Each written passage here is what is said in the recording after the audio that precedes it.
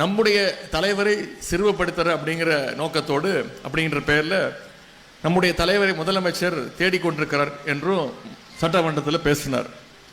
நம்ம தலைவர் என்னைக்கும் தேடி கண்டுபிடிக்கிற இடத்திலிருந்து நம்முடைய தலைவர் இருந்ததே கிடையாது.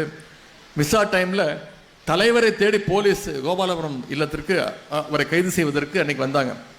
அப்போ கலைஞர் அவர்கள் சொன்ன பதில், என்னுடைய மகன் கழக நிகழ்ச்சிக்காக வெளியூர் போயிருக்காரு, வந்ததும் நானே உங்ககிட்ட அனுப்பி வைக்கிறேன்னு சொன்னவர் தான் டாக்டர் கலைஞர் அவர்கள். கலைஞர் சொன்னபடி கழக பணி முடிஞ்சு வந்த நம்முடைய தலைவரை உடனடியாக காவல் நிலையத்துக்கு அனுப்பி வச்சார். இன்னைக்கு மகளிர் உரிமை திட்டத்தின் மூலமாக, புதுமை பெண் திட்டம், தமிழ் புதல்வன் திட்டம் மூலமாக, நான் முதல்வன் திட்டங்கள் மூலமாக இன்னைக்கு எங்களுடைய தலைவர், நம்முடைய தலைவர் தமிழ்நாடு முழுக்க இருக்கிறார், எங்கும் நிறைஞ்சிருக்கிறார் நம்முடைய தலைவர் அவர்கள். தினமும் மக்களோடு மக்களாக இருக்கக்கூடியவர் நம்முடைய தலைவர் அவர்கள். மக்களுடைய இதயங்களில் இருக்கக்கூடியவர் நம்முடைய தலைவர் அவர்கள்.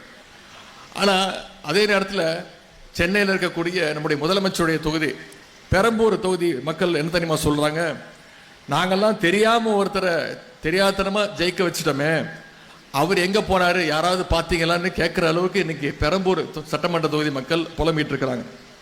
இந்த ஆட்சியில் ஒட்டுமொத்த தமிழ்நாடும் யாரை தேடிட்டு இருக்கு? மின்சாரத்தை தேடிட்டு இருக்கு. போன 5 வருஷம் நல்லா இருந்த சட்டம் ஒழுங்க இன்னைக்கு மக்கள் தேடிட்டு இருக்கிறாங்க. ஆகவே கிண்டல் பண்றதா நினைச்சு முதலமைச்சர் அவரே இன்னைக்கு எக்ஸ்போஸ் பண்ண ஆரம்பிச்சிருக்கிறாரு. இன்னும் அவர் சட்டமன்றத்தில் டான்ஸ் மட்டும்தான் ஆடலை, அடுத்த கூட்டத்தொடரில் நிச்சயம் ஒரு டான்ஸ் பெர்ஃபார்மன்ஸும் இருக்குங்கிறது எங்களுடைய எதிர்பார்ப்பு. ஆகவே இன்னைக்கு தமிழ்நாடு இவ்வளவு பெரிய ஒரு பேரிடரில் மாட்டிக்கிட்டு இருக்கு. இந்த பேரிடலிருந்து தமிழ்நாட்டை மீட்க வேண்டியது நம்முடைய பொறுப்பு, உடன்பிறப்பாகிய நம்முடைய பொறுப்பு. அதற்காக நாம் அனைவரும் வருங்காலத்தில் ஒற்றுமையோடு உழைக்க வேண்டும். நாம் பார்க்காத வெற்றியும் கிடையாது, நாம் பார்க்காத தோல்வியும் கிடையாது. கட்சியையும் தலைவரையும் மனசில் வச்சு நம்முடைய பணிகளை எல்லாம் நாம் வகுத்து கொள்ள வேண்டும்.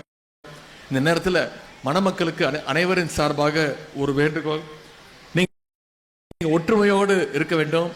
விட்டு கொடுக்கக்கூடிய விஷயங்களுக்கு விட்டு கொடுத்து, அதே நேரத்தில் சுயமரியாதை எந்த நேரத்திலும் விட்டு கொடுக்காம உங்களுடைய வாழ்க்கையை நீங்கள் அமைத்துக் கொள்ள வேண்டும். உங்களுக்கு பிறக்கக்கூடிய குழந்தைக்கு அழகிய ஒரு தமிழ் பெயரை நீங்கள் சூட்ட வேண்டும் என்று கூறிக்கொண்டு இந்த வாய்ப்புக்கு நன்றி கூறி மணமக்களுக்கு உங்கள் அனைவரின் சார்பாக மீண்டும் என்னுடைய வாழ்த்துக்களை கூறி விடைபெறுகின்றேன். நன்றி, வணக்கம்.